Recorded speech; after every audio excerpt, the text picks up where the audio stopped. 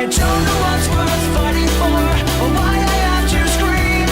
I don't know why I instigate and say what I don't mean.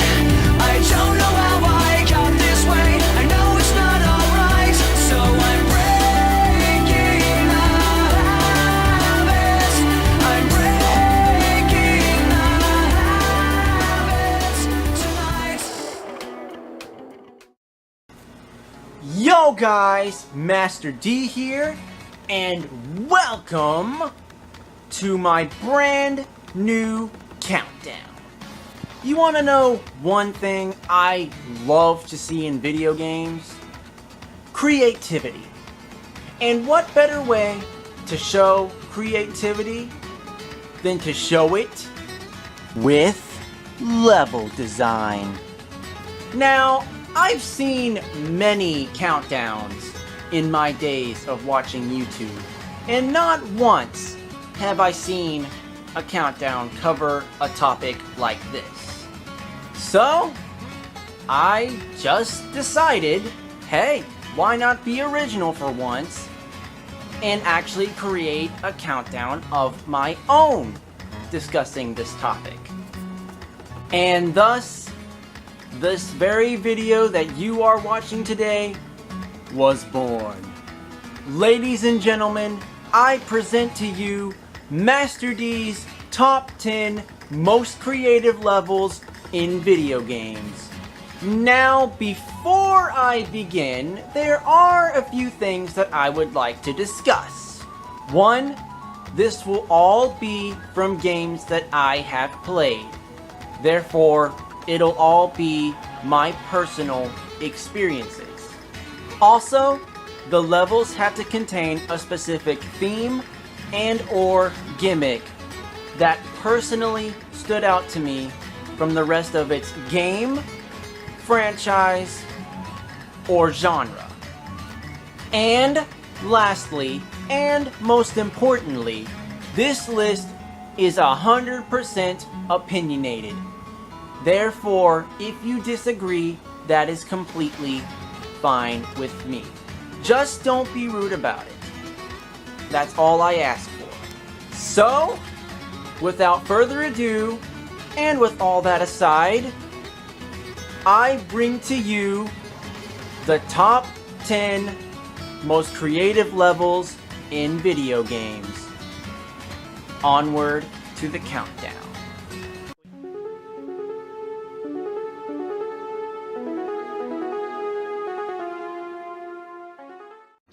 Kingdom Hearts, a series that I'd love to dig deeper into, but unfortunately, I'm kinda limited to all that I can play right now. But luckily, I did manage to at least get a hold of some of the games, at least. I played through most of 1.5 with my best friend Tim, I completed Dream Drop Distance, and I'm still working on 358 in 2 days. From the little experience that I have had with Kingdom Hearts, there have been a few worlds that did stand out to me, and Wonderland I just had to put on this list. To be honest, I've actually found Wonderland overall a pretty creative and interesting place. But one of the things that I did like about this level in particular is the whole shrinking and growing mechanic. With this implemented into the game's level design, this led to some pretty creative ways to solve puzzles in order to navigate yourself through this game's wondrous world. You know, I wonder, do you think Wonderland's gonna make a comeback in Kingdom Hearts 3? Even though I do have doubts that I'll be able to play the game whenever it comes out, I still hope it will, but that's just me.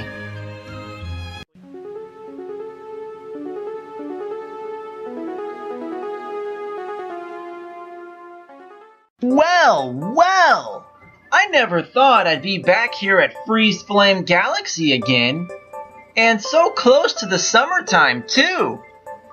But we aren't gonna be talking about just one portion this time. We're gonna be talking about the whole level overall. That's right, we're gonna be talking about both the lava and the ice portion of the level, which is honestly the main reason why I find this level so creative. There's not really much that I can say in this video about this level, considering this exact level did appear in my top 13 snow levels list. But I will say this: if done right, mixing two entirely opposite themes in level design could really work well, especially in a platform game like Mario.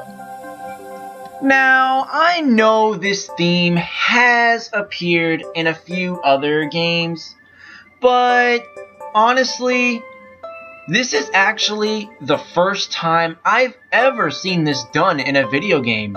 In general, in fact. Stuff like this can really show how far you can push the boundaries when it comes to being creative. And this is only number 9 too, which can only mean that it's gonna get better from here.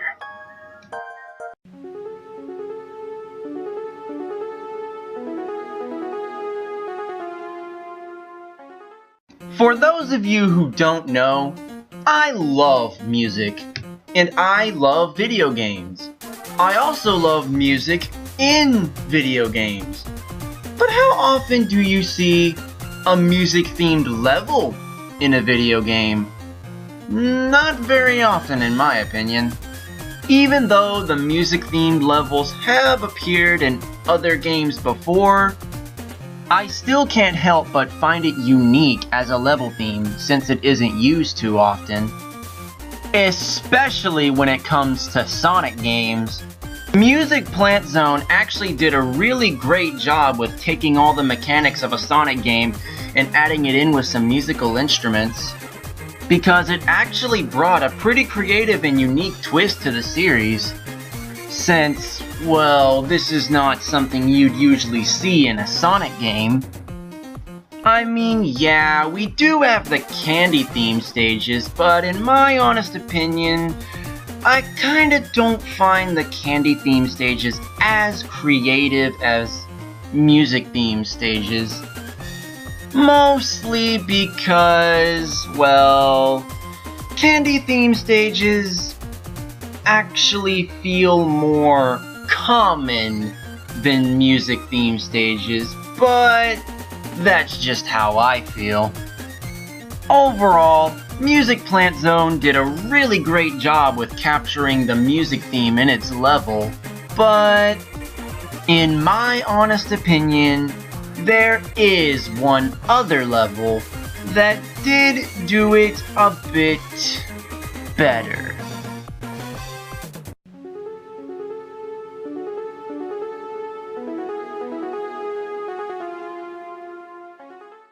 Okay, who here is a fan of the old school Disney?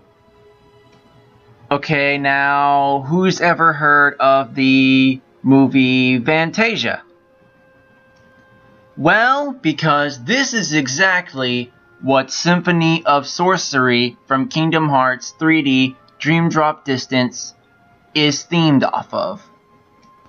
Now, the reason why I say this world does better at capturing the music theme than Music Plant Zone did is because, well, it kinda actually makes it feel like you're a part of the movie. In this world, each and every audio clip that you have heard throughout the game will be replaced with musical sound clips. Basically making it to where no matter what you do, you'll always hear nothing but music. Unless you enter a cutscene, that is. Not only that, but I also like how the level would constantly switch environments. You know, going from like the sky to a forest to a snowy area, and so on and so forth. I even like how both Sora and Riku's part are different from one another. It really is a good way to keep the level fresh. But unfortunately, I do have a bad feeling that this level was just a one-time thing, and that it possibly might not return in a future installment. But, oh well, it was fun while it lasted.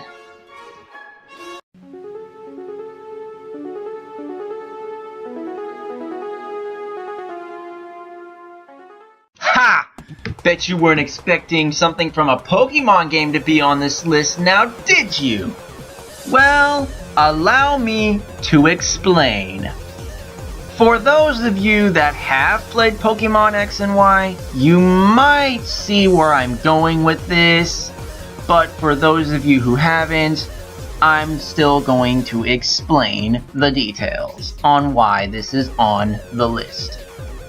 First off, I'd like to point out that I honestly haven't really played too many Pokemon games in my day. I mean, yes, I've played some of Fire Red, I have Alpha Sapphire, but X and Y is the important one right now.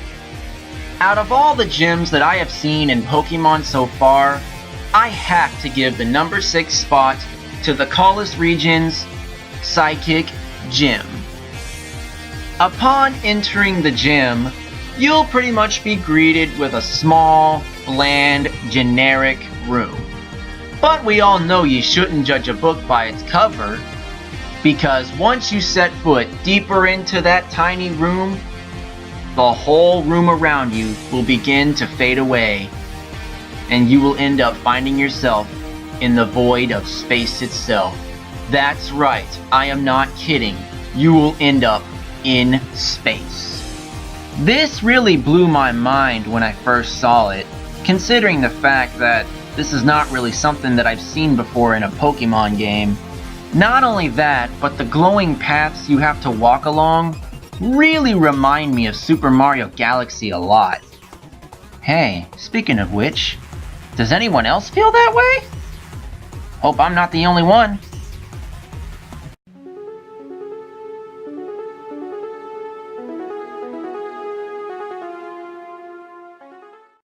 And up next, we finally have an entry from the Legend of Zelda series. One of my favorite, well, not one of my favorite, my all-time favorite game series. Now, for those of you who have played Skyward Sword, I'm pretty sure you'll already know why this is on the list. But for those of you who haven't, fear not, because I shall explain everything. Okay, first off, this dungeon is actually supposed to be this game's quote-unquote water temple. But actually, this dungeon really doesn't have much of anything to do with water at all. Except for like 1 or 2 puzzles, that is. But overall, this dungeon actually focuses more on something a bit more creative, as well as something more symbolic. Now, upon entering the dungeon, everything is all, well, bright and shiny and all around beautiful. But once you've dwelled deep enough into the dungeon, you'll soon find yourself in a much more dark and eerie environment. The symbolism behind this theme is actually based off of a Japanese myth, with the dungeon's bright and shiny upper portion symbolizing heaven, and its dark, eerie bottom portion symbolizing hell. This stood out to me because, well, let's be real here. this isn't something that you would expect from a dungeon located in a water-themed area. Not that I'm complaining, that is.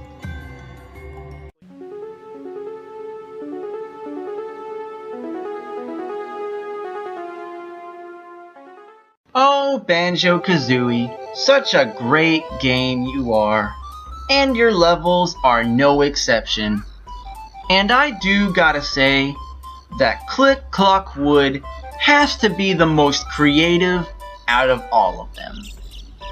Because unlike all of the other levels in this oh so amazing gem of a game, this level is actually separated into 4 sections by a mini hub world, with each of the sections being themed off of one of the 4 seasons: spring, summer, fall, and winter. Before playing this level, I always thought it would have been a cool idea to have a level in a game that was themed off of the 4 seasons, with you having to use each and every one of them in order to solve puzzles to obtain collectibles. And once I set my eyes on this beautiful level, I began to realize that those prayers have already been answered a long time ago. Out of all the games that I have played in my day, the only other game that I have actually seen use this theme was The Legend of Zelda: Oracle of Seasons. And in all honesty, I kinda wish developers would use this theme a lot more, because this is actually a very creative gimmick, and it would open the door to some pretty creative level design. But hey, who knows? Maybe if I'm lucky, Yooka-Laylee will use this theme. We'll only find out.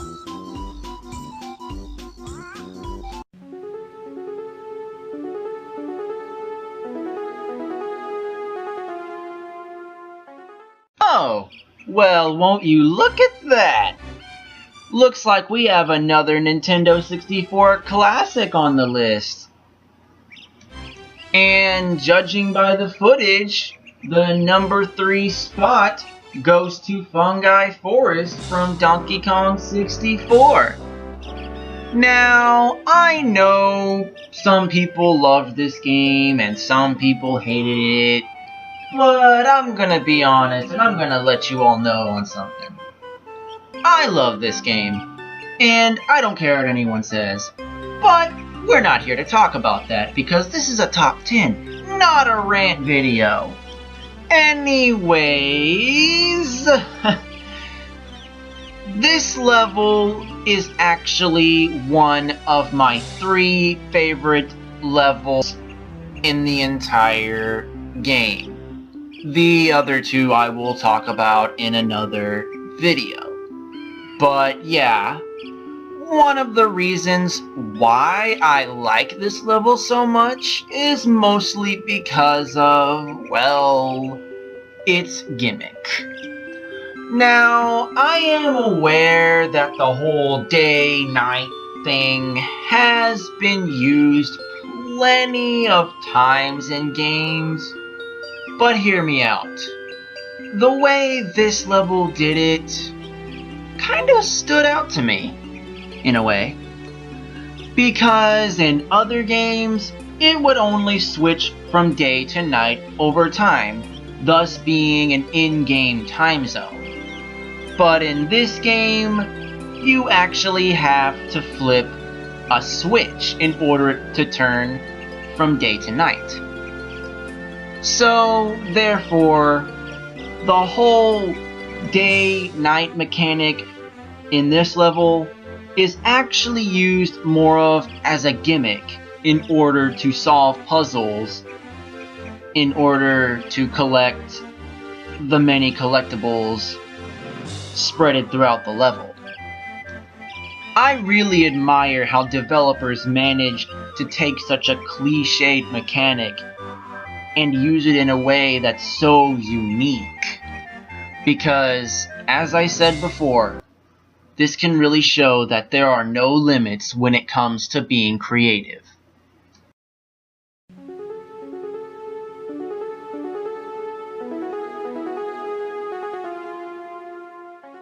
What? An area from a Zelda game is only number 2 on your countdown?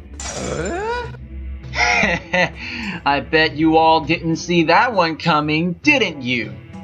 Now, I'm pretty sure right now you are all like, what the fuck? But worry not, because all of your questions will be answered soon. But first, let's talk about Stone Tower Temple.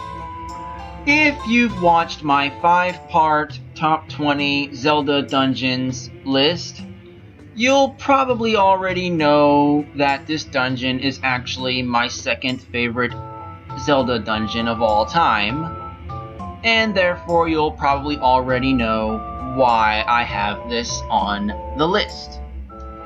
And since I've talked about this dungeon in the past before, I'll give a short and simple explanation for those who haven't watched the countdown yet.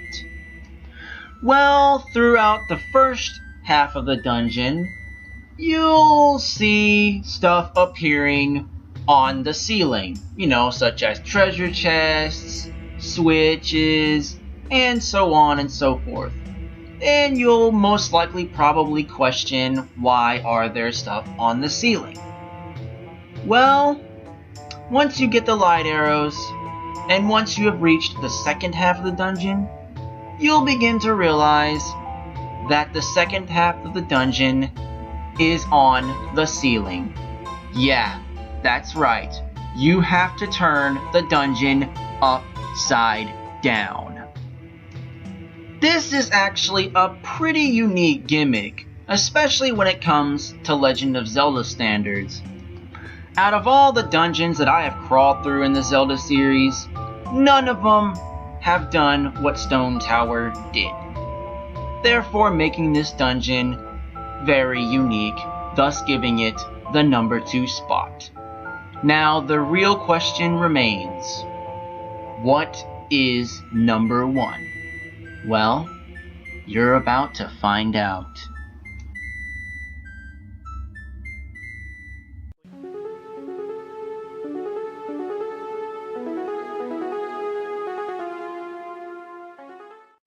Alright, here we are at the number 1 spot.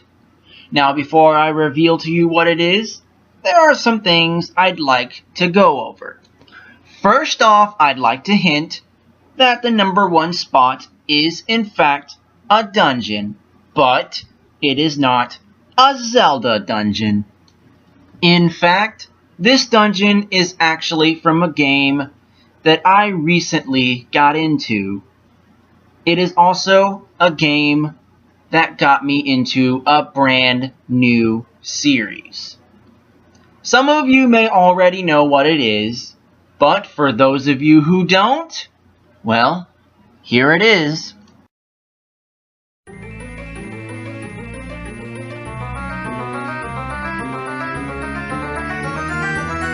That's right, the number 1 spot goes to the Temple of Lightning from Tales of Symphonia: Dawn of the New World. Now, I'm pretty sure that this area did appear in the first Tales of Symphonia, but as I said before, I only played the first few minutes of Tales of Symphonia for the GameCube, so I can't put that on this list, so I have to just stick with this one instead. But anyways, I'm pretty sure you're all wondering how this was able to top a Zelda dungeon on this list. But fear not, I do have my reasons and I shall explain them. First off, throughout my days of playing Zelda, I've seen dungeons use the themes of fire, water, ice, forest, wind, earth, desert, and even shadow. But not once have I seen them use the theme of lightning in a dungeon. I mean, yes, I do still like Stone Tower Temple better as a dungeon overall, but the fact that this dungeon uses a unique theme that I have not seen used for a Zelda dungeon yet is kind of the reason why I feel that this dungeon deserves the #1 spot. Not only that, but I'm trying not to look biased towards my favorite game series of all time. Plus, I'm trying to give other games a fair advantage as well. That way I won't be accused of being called a fanboy. But yeah, even though the use of lightning as its dungeon theme is pretty unique on its own, but the lightning-based puzzles are pretty creative as well. For one, in order to navigate through this dungeon, you have to use 3 different colors of lightning, red, blue, and yellow, in order to solve puzzles, flip switches, and activate machines. You even have to use these tower-like objects in order to attract lightning so it can stop shocking the water so that you can walk on it in order to reach the next area.